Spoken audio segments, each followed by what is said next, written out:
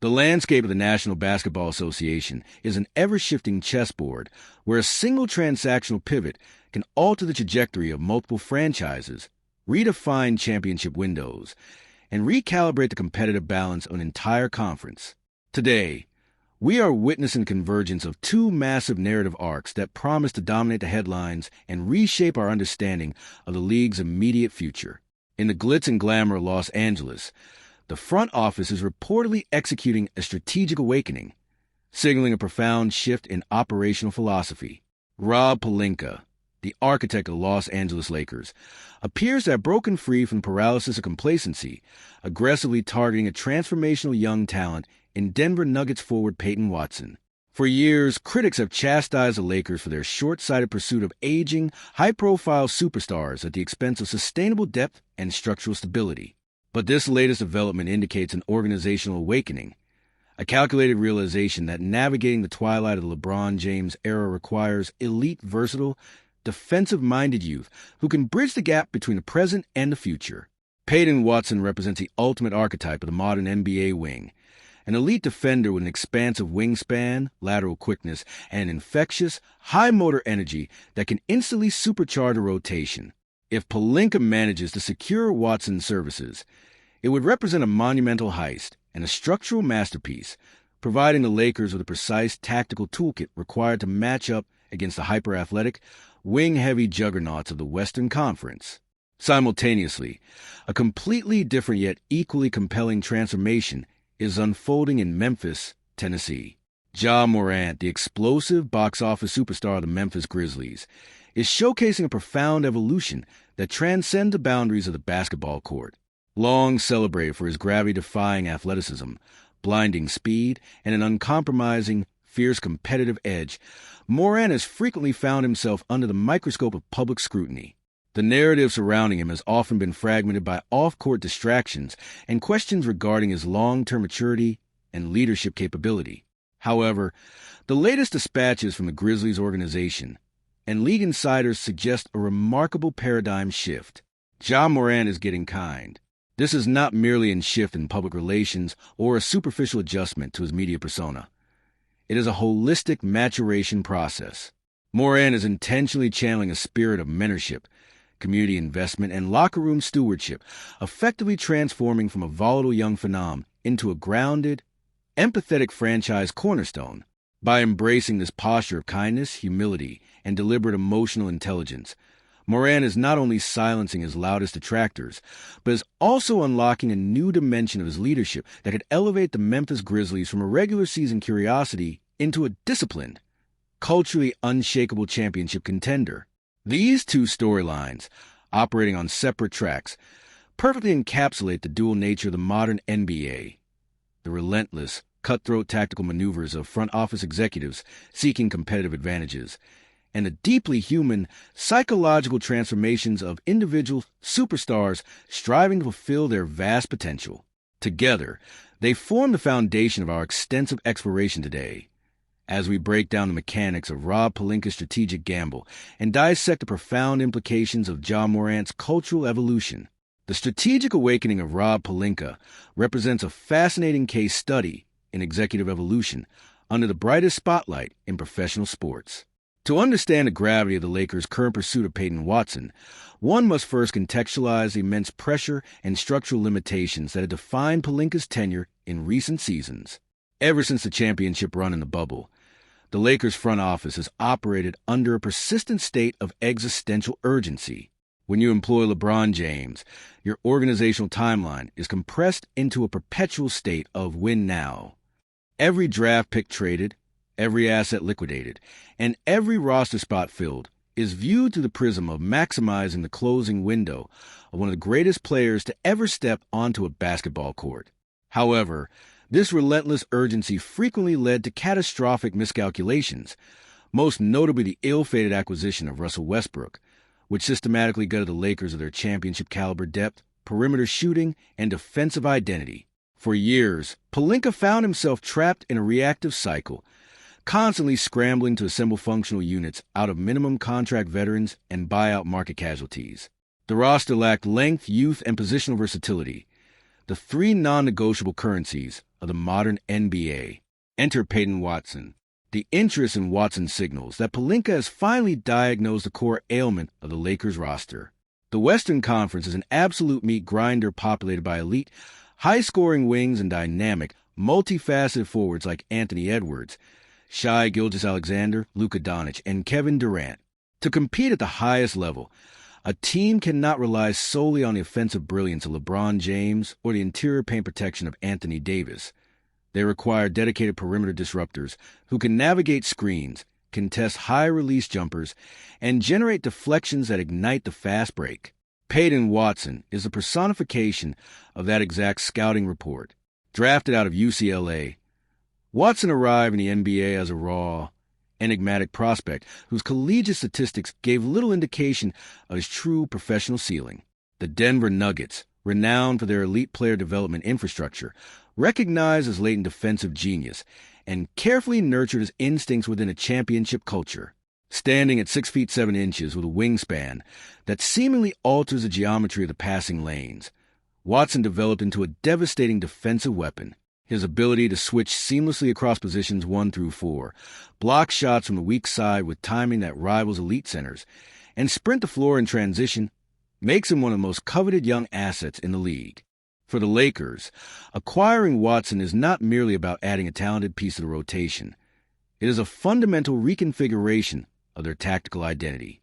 Imagine a defensive matrix featuring Anthony Davis anchoring the backline, anchoring the paint, while Peyton Watson acts as a primary point-of-attack defender, suffocating opposing playmakers and funneling them into Davis's waiting arms. This synergy would instantly elevate the Lakers from a mediocre defensive unit into an elite, championship-caliber fortress. Furthermore, Watson's presence would alleviate the tremendous physical burden currently placed on LeBron James. At this advanced stage of his historic career, LeBron must conserve his energy for offensive execution and late-game execution. Asking him to chase elite 22-year-old wings for 40 minutes a night is an unsustainable strategy that inevitably leads to late-season exhaustion or injury. Watson provides a defensive shield, absorbing the most grueling matchups on a nightly basis, thereby preserving LeBron's physical resources for moments that matter most. However, the acquisition of a talent like Peyton Watson is never a straightforward transaction, particularly when dealing with an intra-conference rival like the Denver Nuggets. The Nuggets are fully aware of Watson's immense value and his critical role as a defensive anchor of their secondary units, especially following the departures of key championship role players in recent free agency periods. For Rob Pelinka to pry Watson away from Denver, he must display a level of executive creativity and aggressiveness that has occasionally been lacking in his past negotiations. It requires a willingness to part with valuable future draft capital, specifically those highly coveted, unprotected future first-round picks in the late 2020s that the Lakers have guarded with fierce desperation. Pelinka's awakening lies precisely in this realization. The future is an abstract concept when the present features a viable, healthy duo of LeBron James and Anthony Davis. Hoarding draft picks for a post-LeBron era is a philosophy rooted in fear. Capitalizing on the present by trading those distant assets for an immediate, high-impact contributor like Watson is a philosophy rooted in championship ambition. This potential trade represents a philosophical declaration of independence from past mistakes, demonstrating that Pelinka is no longer content with marginal moves around the edges of the roster, but is instead prepared to strike boldly to alter the hierarchy of the West.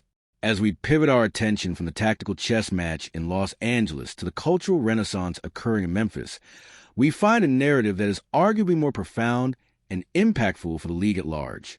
Ja Morant's journey over the past few seasons has been a roller coaster of historic proportions, marked by breathtaking on-court brilliance juxtaposed against deeply concerning off-court controversies. When Morant first burst onto the scene, he brought an intoxicating, raw energy to the Memphis Grizzlies. His style of play was an adrenaline shot straight into the heart of the franchise, a relentless assault on the rim characterized by poster dunks that defied the laws of physics and a swagger that revitalized an entire city. Under his leadership, the Grizzlies quickly shed their traditional, grinding grit and grind identity in favor of fast-paced, high-flying, trash-talking persona that polarized the basketball world. They were young, brash, and unapologetic. But with that rapid ascent came the inevitable pitfalls of sudden fame, immense wealth, and unbridled adulation. A series of highly publicized, troubling incidents involving firearms and questionable associations threatened to completely derail what should have been a Hall of Fame trajectory. The league suspended him. The media scrutinized his every move, and fans began to wonder if Morant would become one of the sport's greatest cautionary tales. It is against this backdrop of adversity and self-reflection that the current transformation of Ja Morant must be evaluated. The phrase, "Ja Morant is getting kind," captures something far deeper than a routine public relations makeover.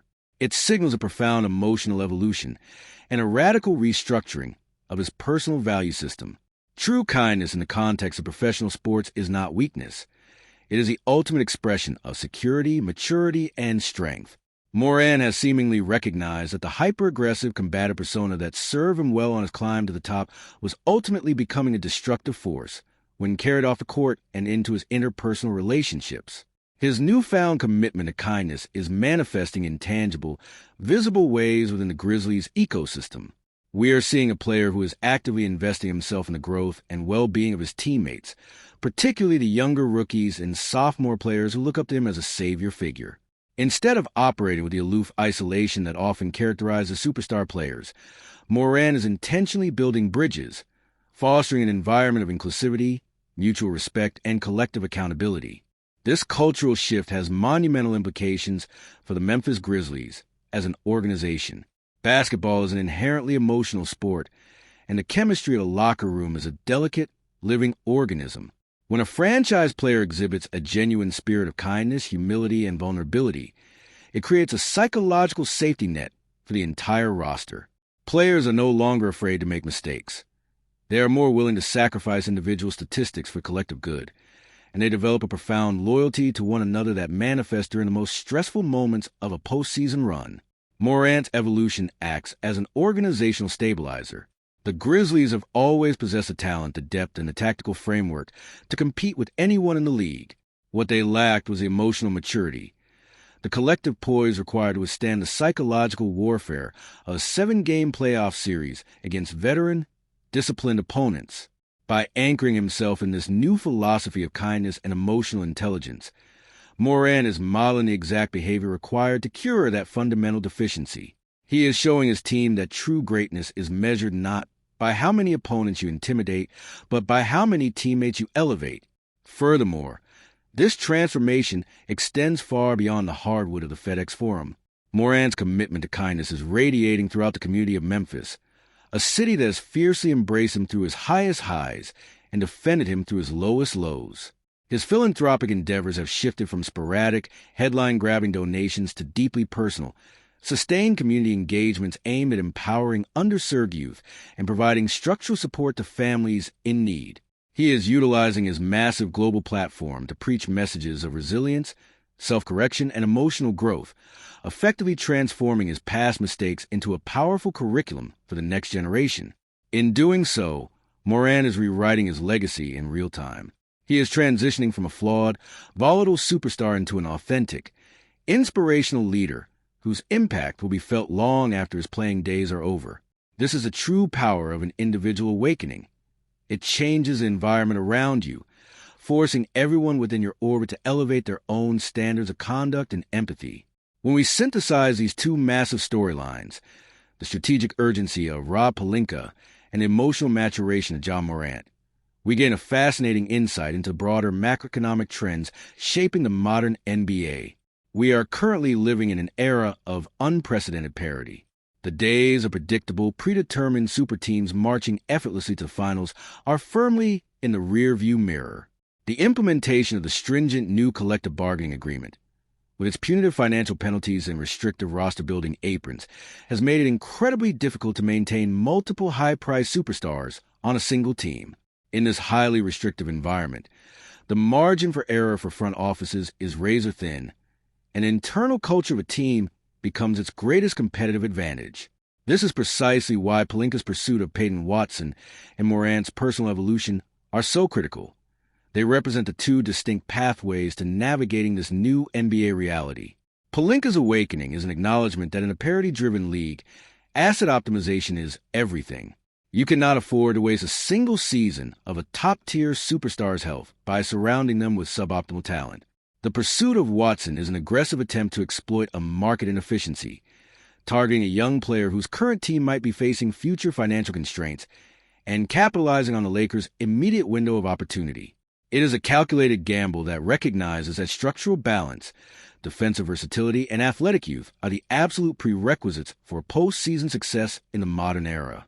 If successful, this move will serve as a blueprint for other legacy franchises attempting to maximize the final chapters of aging superstars, proving that a bold, forward-thinking front office can reinvent itself even under the most suffocating financial and narrative constraints. Conversely, Ja Morant's transformation illustrates that external talent acquisition is only half the battle. The ultimate ceiling of a franchise is determined by the internal development and emotional maturity of its leader. A front office can construct a flawless roster on paper, but if the franchise cornerstone lacks the discipline, emotional stability, and cultural awareness to lead that roster to the crucible of championship contention, the entire structure will inevitably collapse under its own weight. Morant's embrace of kindness is the ultimate internal upgrade. It costs nothing in terms of draft capital or salary cap space, yet its return on investment is immeasurable. It transforms the Grizzlies from a dangerous, unpredictable wild card into a stable, sustainable powerhouse capable of weathering any storm. It proves that the most valuable evolution a superstar can undergo is not the development of a new step-back jumper or an improved three-point percentage, but the cultivation of a mature, empathetic soul that can unite an entire organization behind a singular, noble purpose. As these narratives continue to unfold over the course of the season, the eyes of the basketball world will remain firmly fixed on Los Angeles and Memphis.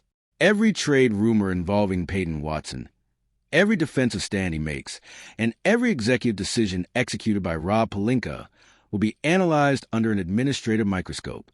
Likewise, every post-game press conference from Ja Morant, every interaction with his teammates, and every community initiative he launches will be evaluated as a metric of his ongoing transformation. These are the storylines that give the NBA its enduring, dramatic power. Stories that combine the cold, calculating mathematics of front office engineering with the warm, unpredictable, and deeply inspiring journeys of human growth and self-discovery. Ultimately, the stories of Rob Pelinka's awakening and Ja Morant's evolution remind us that professional basketball is an ecosystem defined by constant change, where stagnation is equivalent to institutional death. For the Los Angeles Lakers, the pursuit of Peyton Watson represents a brave new world, a departure from the desperate superstar chasing of the past in favor of a disciplined, modern approach to roster construction that values defense, youth, and structural continuity above all else. It is a testament to Pelinka's capacity for growth, demonstrating that even the most heavily criticized executives can pivot, adapt, and rise to meet the demands of a changing league. For the Memphis Grizzlies, Ja Morant's journey into kindness represents the fulfillment of a prophecy. The moment a transcendent, generational athlete aligns his immense physical gifts with profound sense of moral responsibility and emotional intelligence. This evolution elevates Morant from a mere entertainer into a true leader of men, securing his place not just in the record books, but in the hearts and minds of everyone who values the beauty of personal redemption and cultural transformation. As we look forward to the spectacular drama that lies ahead, we do so with a deeper appreciation for the complex forces driving these narratives, recognizing that the game we love is always so much more than what happens between the lines of court.